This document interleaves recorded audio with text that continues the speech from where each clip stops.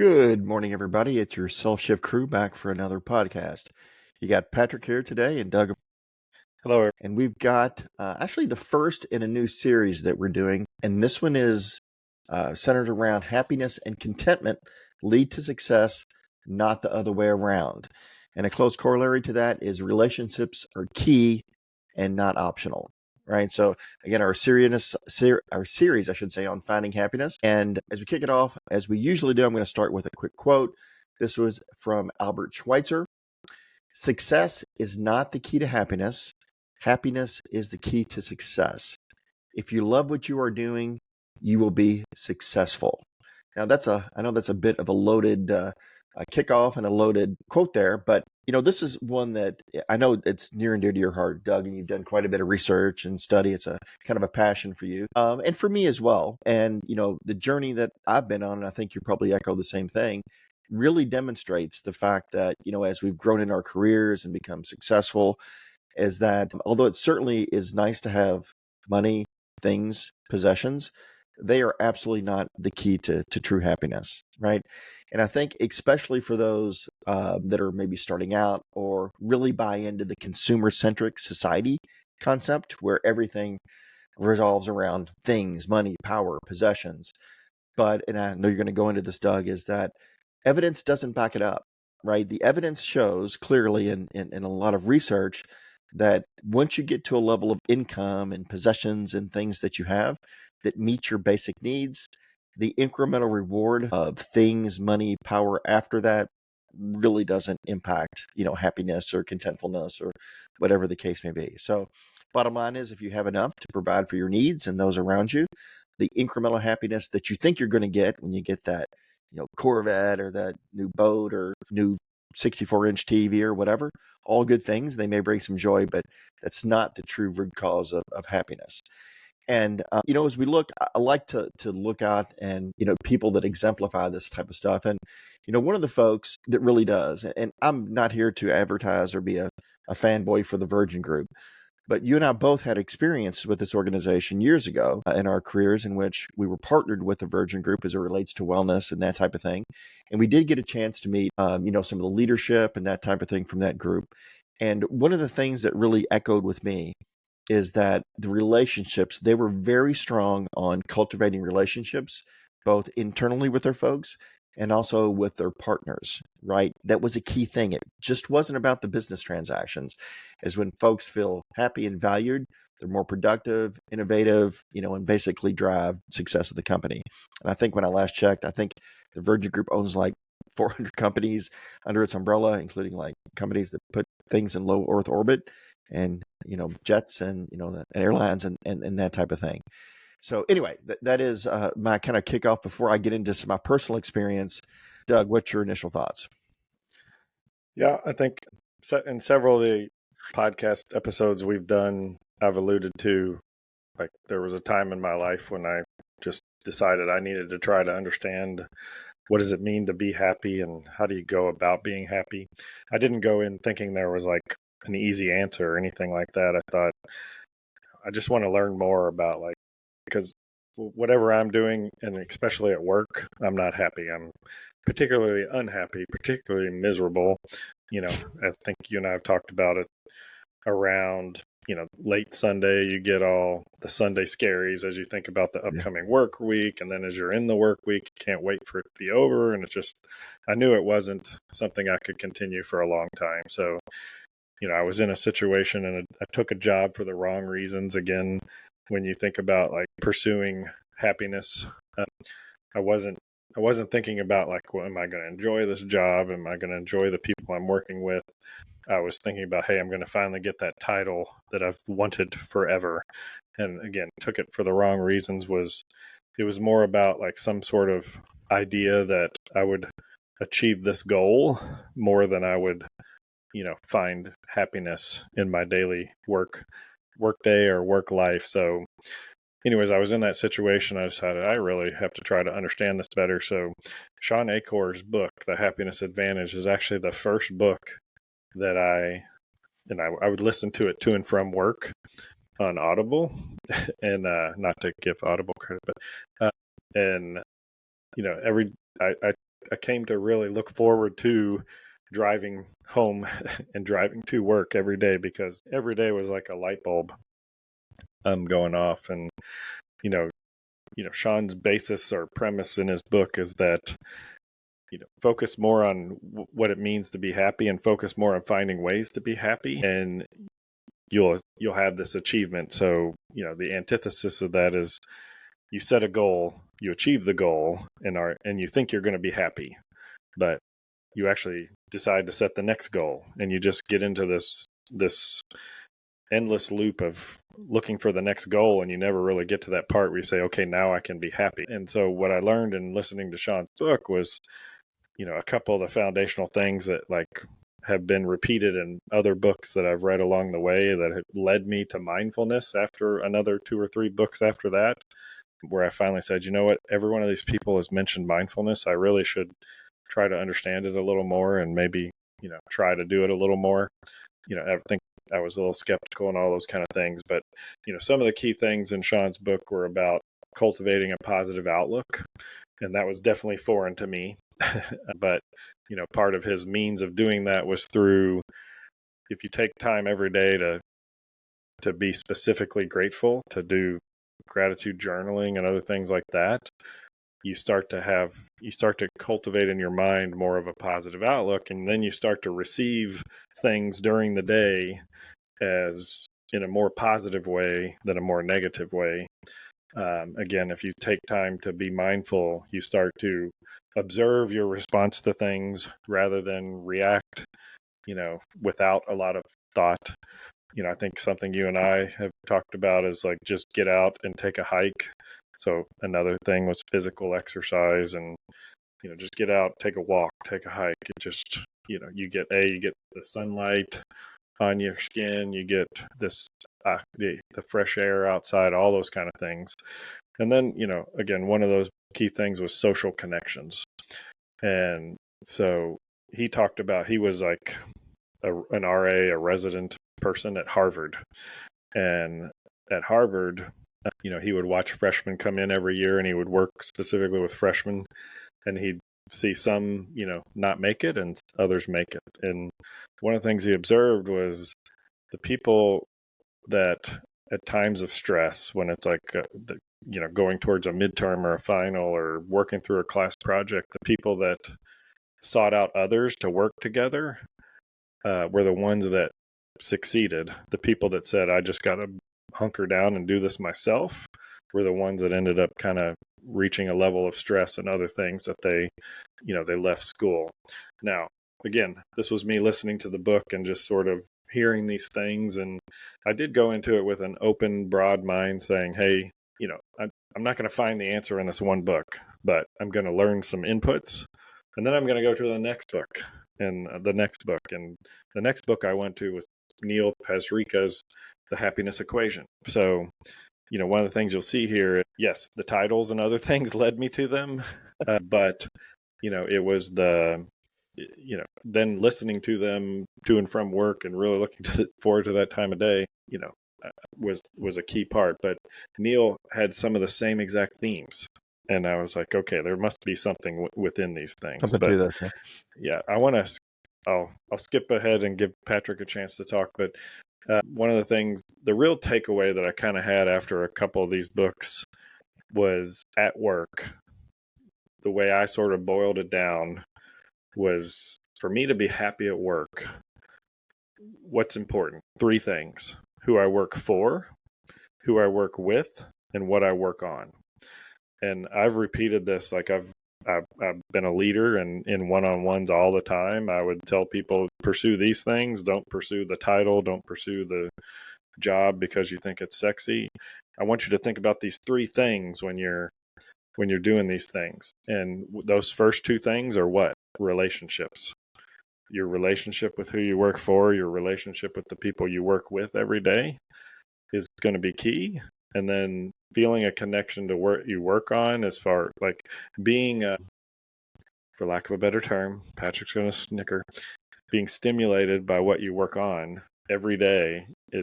These are the things that are going to help you be happy at work every day.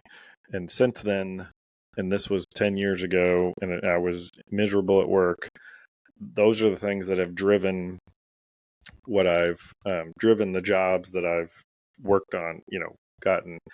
And the other key part here, going all the way back to the beginning, I put aside chasing titles and opportunities, and I just said, when opportunities come my way, or I'm gonna try to do these things so that I'm happy at work, and then opportunities just started to come my way, right? And since then, it's not been about me seeking certain achievements or whatever. It's been about, I just want to be happy every day because I have 15 more years of this thing to do before I might be able to retire or something like that. And that was the key, right? Is don't seek the achievement, seek what makes you happy. And what makes you happy is going to be relationships and enjoying what you work on a daily basis, because your daily happiness impacts your overall happiness. So I'll pause there and give Patrick a chance. No, dude, you're bringing it today. That's great. That's a great thing. And I'm going to riff on it a little bit because you and I both, I don't know if it's title chasing, but we both have had pretty big titles in our careers, right? Which, feels good when you get it, right? But it doesn't, that component doesn't necessarily last over the long term, right? It feels good to get a title, feels good to get recognized, but the way that you described it is so eloquent. And I'm going to just do a slight riff on that a little bit, in the sense that I've adjusted myself as it relates to titles and stuff like that. Once you get there, is how do you bring your values to the role, right? So getting a title is one thing. Taking the title and turning it around to say, what is my real responsibility to the organization or to your family or to whatever? And then turning that into ways that you can manifest happiness and actually help people. So including with relationships.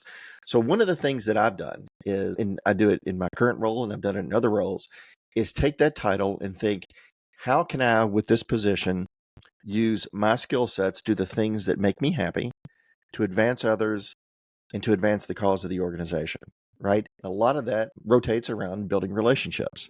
Like, how can I help this young engineer or this person or whatever? First of all, I've got to build a relationship based upon trust and, mutual, drive for the mission and that type of thing.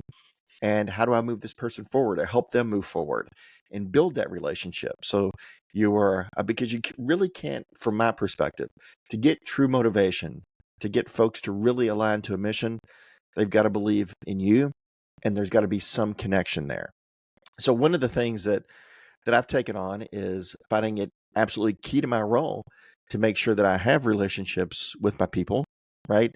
I understand what their motivations are, what drives them, what they don't like, blah, blah, blah, blah, blah, so that we can advance mutually. And a lot of times that involves, taking a walk around the block. Like, hey, let's go, take a walk, 10-minute break in between meetings or whatever. Go talk about, what's going on with you. What do you think about this, or whatever the case may be. So from my perspective, using the relationship and the connection thing in a work environment and in, even my personal life has been just transformational for me. And the reason for that, I think, at least from my personal perspective, and I've mentioned this on these podcasts before, is I am naturally a pathological introvert, right? So it took me the better part of my life to figure out that relationships actually do matter.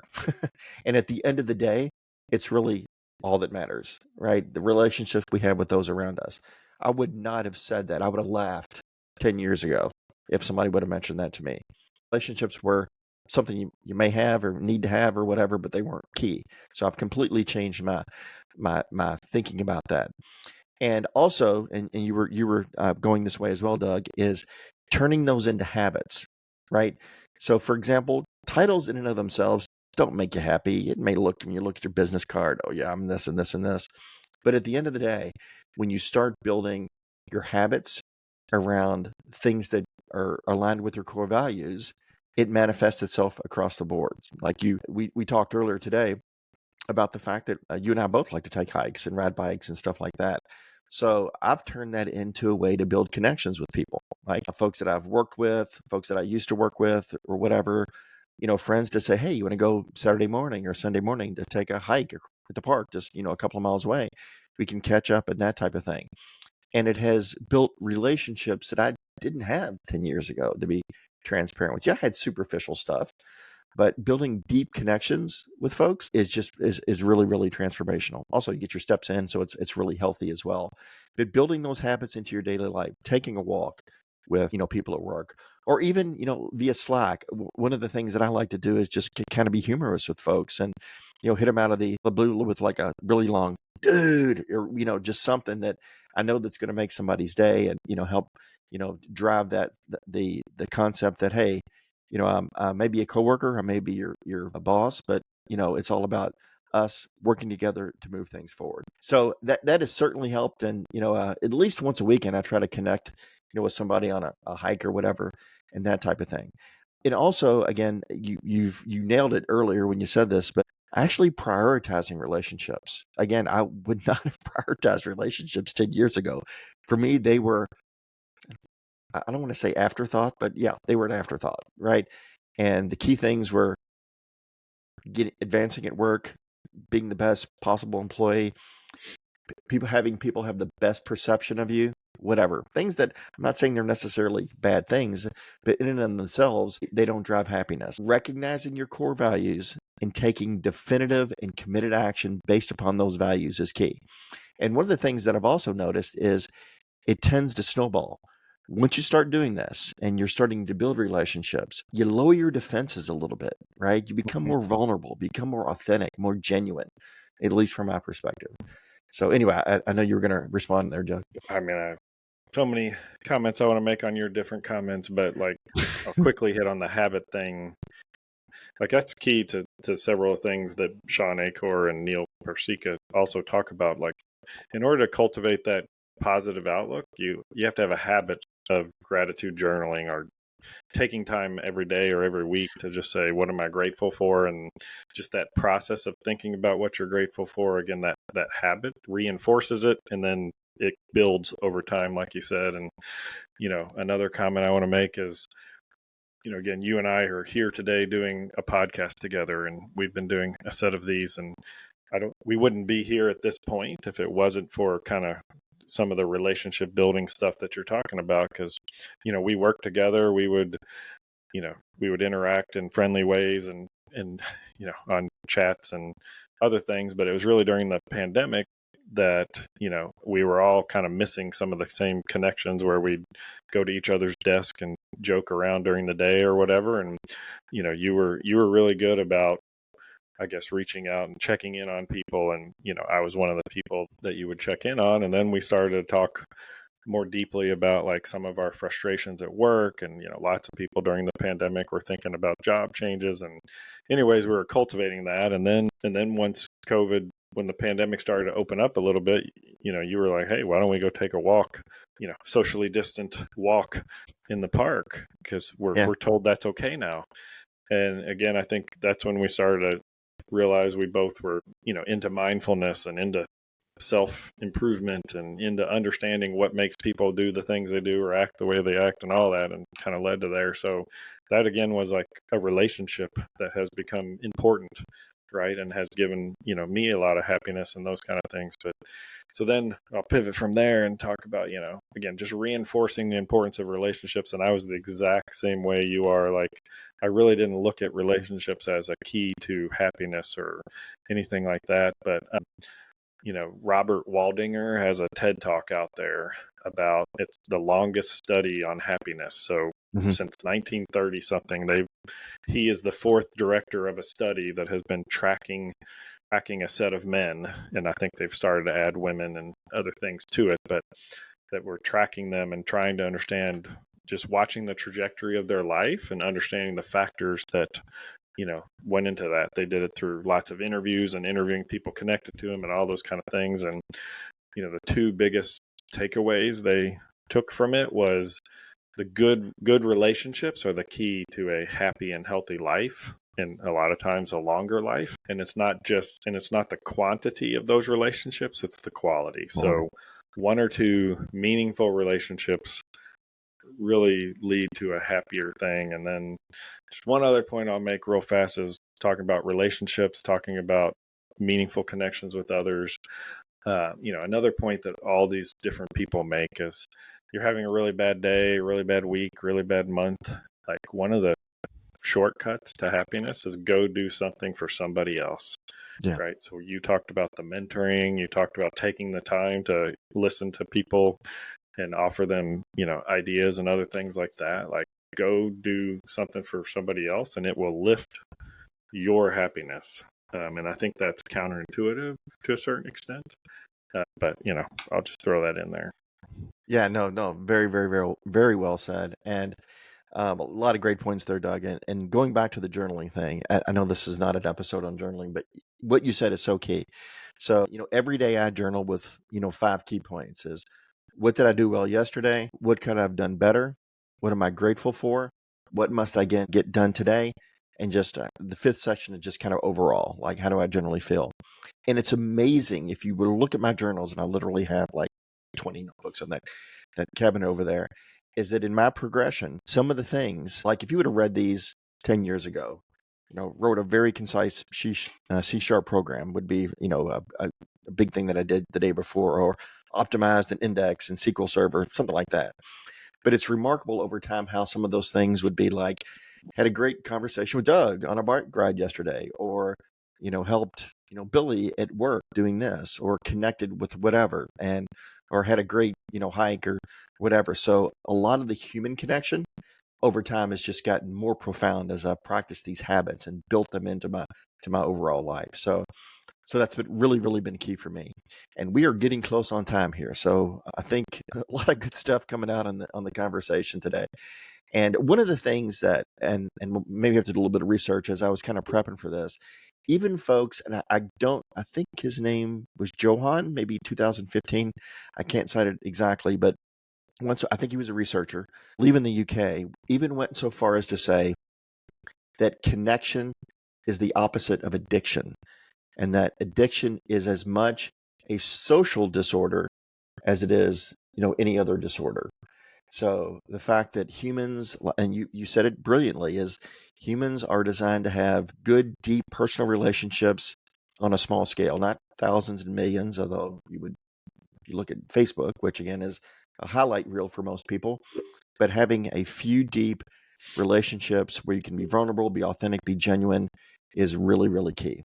So, all right, with that being said, let's go ahead and wrap it up. Any parting thoughts, Doug? I'll just reiterate sort of my journey in terms of getting to that statement I said. Like I've had numerous one-on-ones, numerous discussions with people that worked for me or work with me. And, the thing I tell them is you want to be happy at work. When you're looking at opportunities, look at who you're going to work for, who you're going to work with on a daily basis, and what you're going to work on. And those are the key. And intermingled in that is relationships and then just sort of being curious about what you're going to work on a daily basis. And I teed that up for Patrick's closing comment about that. But I've never been unhappy when I was curious about something and looking into it. And then the comment I'll make before I hand it back to Patrick is be kind to yourself through all this, right? I was in a bad place, just trying to figure things out, and said, hey, try to go understand what is happiness and see if that helps you be kind to yourself, right? Yes, go on the journey. Be kind to yourself and practice self-compassion, right? That's key as well. So very well said. So I think we've put it all out there, man. I don't know that I have any more closing remarks other than, in the infamous words of Ted Lasso / Walt Whitman, be curious, not judgmental. And thank you for that setup, by the way, Doug. All right, folks, another one in the books. We'll talk to you next week. Have a great week. Thank you.